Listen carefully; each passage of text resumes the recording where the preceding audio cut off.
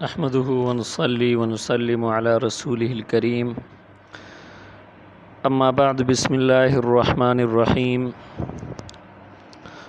ترمذی ثانی کا سبق ہے باب ما جاء في طعام الواحد يكفي الاثنين، وبه قال حدثنا الانصاری قال حدثنا معن قال حدثنا مالك وحدثنا قتيبة عن مالك عن ابي الزناد عن الاعرج عن ابي هريرة رضي الله عنه قال قال رسول الله صلى الله عليه وسلم طعام الواحد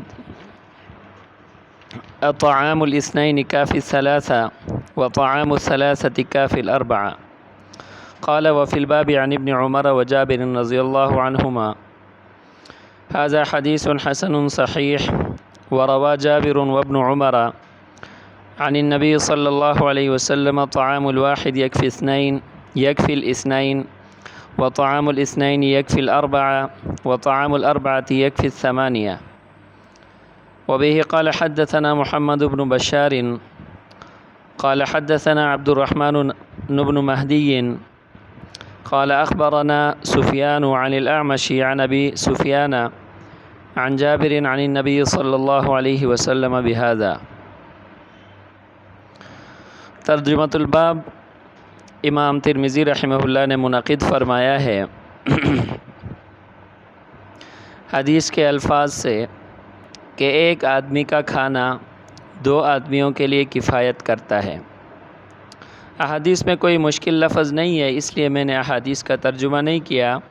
ترجمہ بالکل آسان ہے، اس میں کوئی بھی ایک لفظ بھی مشکل نہیں ہے۔ بہرحال نبی صلی اللہ علیہ وسلم نے فرمایا ہے کہ ایک آدمی کا کھانا دو کے لیے کافی ہوتا ہے، اور دو کا کھانا اوپر والی روایت میں ہے کہ تین کے لیے، اور نیچے والی روایت میں ہے چار کے لیے۔ اسی طرح تین آدمیوں کا کھانا اوپر والی روایت کے مطابق چار آدمیوں کے لیے، اور نیچے والی روایت کے مطابق چار آدمیوں کا کھانا آٹھ آدمیوں کے لیے کافی ہوتا ہے۔ اوپر والی روایت حضرت ابو ہریرہ رضی اللہ عنہ کی ہے، اور نیچے والی روایت وہ حضرت جابر اور حضرت عبداللہ ابن عمر رضی اللہ عنہم ان حضرات کی ہے۔ بہرحال نبی صلی اللہ علیہ وسلم نے فرمایا ہے کہ ایک آدمی کا کھانا دو کے لیے کافی ہے، دو کا چار کے لیے، اور چار کا آٹھ کے لیے۔ اس حدیث کا مطلب کیا ہے؟ حدیث کا مطلب اور اس کی تعویل یہ ہے کہ ایک شخص کا پیٹ بھر کر جو کھانا ہوتا ہے وہ دو آدمیوں کے لیے ضرورت کے طور پر کافی ہوتا ہے۔ دیکھیں، ایک ہوتا ہے ضرورت کے طور پر کھانا کھانا، اور دوسرا ہوتا ہے پیٹ بھر کر کھانا کھانا۔ دیکھیں، اگر کھانا تھوڑا سا بھی مل جائے، آدمی کی بھوک جو ہے نا وہ کیا مٹانے کے لیے کافی ہوتا ہے، اور دوسرا ہوتا ہے پیٹ بھر کر کھانا کھانا۔ تو اس لیے فرمایا کہ ایک آدمی کا کھانا یعنی پیٹ بھر کر کھانا دو آدمیوں کے لیے یعنی صرف بھوک مٹانے کے لیے، ضرورت کے لیے جو کھانا ہوتا ہے اس کے لیے کافی ہوتا ہے، کفایت کر جاتا ہے۔ اسی طرح دو آدمیوں کا پیٹ بھر کر کھانا چار کے لیے، اور چار آدمیوں کا پیٹ بھر کر کھانا آٹھ آدمیوں کے لیے جو ہے نا وہ کیا ہوتا ہے، کافی ہوتا ہے۔ خود حضرت عبداللہ ابن عمر رضی اللہ تعالی عنہما نے فرمایا ہے، اس حدیث کی جو ہے نا وہ تفسیر فرمائی ہے جو حضرت عمر فاروق رضی اللہ تعالیٰ عنہ نے فرمائی ہے۔ حضرت عمر رضی اللہ تعالیٰ عنہ فرماتے تھے کہ میرا یہ ارادہ ہے کہ ہر گھر کے لوگوں کے ذمے اتنے ہی افراد مزید بڑھا دوں جتنا اس گھر میں ہیں۔ یعنی مثال کے طور پر گھر میں اگر چار افراد ہیں، چار بندوں کے لیے کھانا پکا ہے، تو میں چار اور افراد کو، غربا کو ان کے ساتھ شامل کروں تاکہ وہ کھانا ان کے لیے جو ہے نا وہ کیا ہو جائے، کافی ہو جائے۔ کیونکہ اس کی وجہ آگے بیان فرمائی کہ ایک آدمی اپنی نصف خوراک پر ہلاک نہیں ہو سکتا، یعنی بندہ اگر پیٹ بھر کر نہ کھائے، اس کے نصف کھانا کھائے تو یہ اس کے لیے کافی ہے اور وہ اس صورت میں ہلاک نہیں ہو سکتا۔ تو لہٰذا اس سے یہ بات ثابت ہوئی کہ ایک آدمی کا پیٹ بھر کر کھانا دو آدمیوں کے لیے ضرورت کے طور پر کھانا کھانے کے لیے جو ہے نا وہ کھانے کے برابر ہے، کافی ہے۔ اسی طرح دو آدمیوں کا کھانا 4 کے لیے کافی ہے اور 4 آدمیوں کا کھانا 8 کے لیے کافی ہے۔ اس حدیث میں جہاں یہ بات بتائی گئی وہاں غربا کو کھانا کھلانے کی ترغیب اصل میں اس کے اندر موجود ہے کہ آپ نے اپنے لیے پیٹ بھر کر کھانا بنایا ہے اور کوئی غریب آ جائے تو تھوڑا کھانا اس کو بھی دے دو تاکہ اس کا بھی پیٹ بھر جائے، اس کی بھی ضرورت پوری ہو، اور آپ اگر کھانا فل کھانے کے بجائے اگر آدھا کھائیں تو پھر آپ کے اوپر جو ہے نا وہ کوئی فرق بھی نہیں پڑ سکتا۔ اور دوسرا جو ہے اس میں حرص عن الطعام سے روکا گیا ہے کہ اگر آپ پیٹ بھر کر کھانا اپنے لیے بناتے ہیں تو کھانا تھوڑا کم بنایا کرو، کھانے کی دنیاوی خواہشات کی اتنے حرص اور لالچ آپ کے اندر نہ ہو کہ آپ جو ہے نا ہر وقت پیٹ بھر کر کھانا کھائیں، بلکہ اب دیکھیں پیٹ بھر کر کھانا کھانے کے بجائے اگر آپ 2 افراد ہیں تو آپ 1 فرد کا کھانا بنائیں تاکہ 2 کے لیے کافی ہو، اگر آپ 4 ہیں تو 2 افراد کا کھانا بنائیں تاکہ 4 کے لیے کافی ہو، اگر آپ 8 ہیں تو پھر 4 کا کھانا بنائیں تاکہ 8 کے لیے کیا ہو، کافی ہو۔ یعنی حرص عن الطعام سے بھی اس میں ایک طرح سے روکا گیا ہے، اور غربا کے ساتھ ہمدردی کرنے کی ترغیب موجود ہے کہ اگر آپ نے 2 بندوں کا کھانا بنایا ہے اور 2 بندے کوئی غربا آ جاتے ہیں تو ان کو بھی اپنے ساتھ کھانے میں کیا کر لیا جائے، شریک کر لیا جائے۔ تو یہ اس حدیث کا مطلب ہے اور ترجمۃ الباب سے جو بات سمجھ میں آتی ہے۔ اگلا جو باب ما جاء فی اکل الجراد، جراد کے کھانے کے بیان میں، جراد بفتح الجیم، جراد والجراد والقمل، قرآن کی آیت میں بھی لفظ جراد جو ہے وہ موجود ہے۔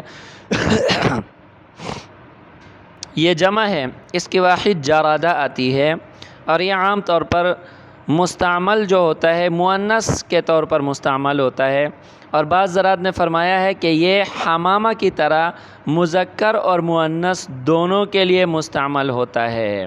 اچھا جی، اب یہ جو اردو میں ہم اس کے لیے ٹڈی کا لفظ استعمال کرتے ہیں، ٹڈی کا کھانا جو ہے وہ جائز ہے یا نہیں ہے، تو اس میں تھوڑی سی تفصیل ہے۔ تفصیل یہ ہے کہ ٹڈی کی 2 قسمیں ہیں، بحری اور بری۔ بحری ٹڈی کا کھانا بالاتفاق حرام ہے، اس میں کسی کا اختلاف نہیں ہے۔ بری ٹڈی جو ہے اس کے بارے میں جمہور علماء اس بات پر متفق ہیں کہ اس کا کھانا جائز ہے۔ بعض شافعیہ نے اس کے کھانے کو مکروہ قرار دیا ہے، اور جو حضرات کراہت کے قائلین ہیں بعض شافعیہ، ان کی دلیل ایک حضرت سلمان فارسی رضی اللہ تعالیٰ عنہ کی روایت ہے، جس کو امام ابو داود رحمہ اللہ نے روایت کیا ہے۔ نبی صلی اللہ علیہ وسلم سے جراد کے بارے میں پوچھا گیا تو آپ نے فرمایا کہ لا آکلہ ولا احرمہ۔ اسی طرح ابن عدی نے حضرت عبداللہ ابن عمر رضی اللہ عنہما کی روایت نقل کی ہے کہ جس میں نبی صلی اللہ علیہ وسلم سے پوچھا گیا کہ ضب کا کیا حکم ہے، گوہ کا کیا حکم ہے، تو آپ نے فرمایا لا آکلہ ولا احرمہ۔ اور پھر آپ سے جراد کے بارے میں پوچھا گیا، فقال مثل ذلک، تو نبی صلی اللہ علیہ وسلم نے اس میں بھی یہی فرمایا، لہٰذا معلوم ہوا کہ ٹڈی کا کھانا کیا ہے، مکروہ ہے۔ یہ ان حضرات کے کیا ہیں، دلائل ہیں۔ بہرحال جمہور کے لیے دلائل وہ تمام روایات ہیں کہ جس میں اکل جراد سے جو ہے نا وہ منع نہیں کیا گیا، بلکہ اس کی اکل جراد کا وہاں پر جو ہے اثبات موجود ہے، جس طرح آگے جو روایات آ رہی ہیں۔ یہاں بھی میں نے احادیث کا ترجمہ نہیں کیا اور وہ پڑھی بھی نہیں ہے، کیونکہ اس میں کوئی لفظ ایسا مشکل نہیں ہے کہ جس کی ہم کیا کریں، تحقیق کریں۔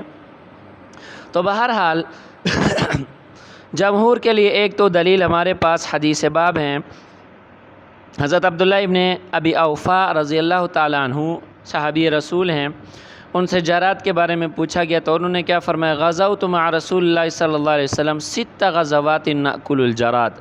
اب دیکھیں 6 غزوات فرما رہے ہیں کہ اس میں ہم نے نبی صلی اللہ علیہ وسلم کے ساتھ کیا کیا ہے، جراد کھایا ہے۔ اور آگے ایک روایت اسی میں ہے، 7 غزوات کی روایت ہے۔ سمجھ میں آ گئی کہ نہیں آئی؟ جی، غزونا مع رسول اللہ صلی اللہ علیہ وسلم 7 غزوات نأکل الجراد۔ اور اس سے اگلی روایت آ رہی ہے، عن عبداللہ ابن ابی اوفا قال غزونا مع رسول اللہ صلی اللہ علیہ وسلم غزوات نأکل الجراد۔ سمجھ میں آ رہی کہ نہیں آ رہی؟ بہرحال یہ روایات اور اس جیسی وہ تمام روایات کہ جس سے اکل جراد بلا کراہت جو ہے نا، اکل جراد کا کھانا جائز معلوم ہوتا ہے، جمہور ان تمام دلائل سے کیا کرتے ہیں، استدلال کرتے ہیں۔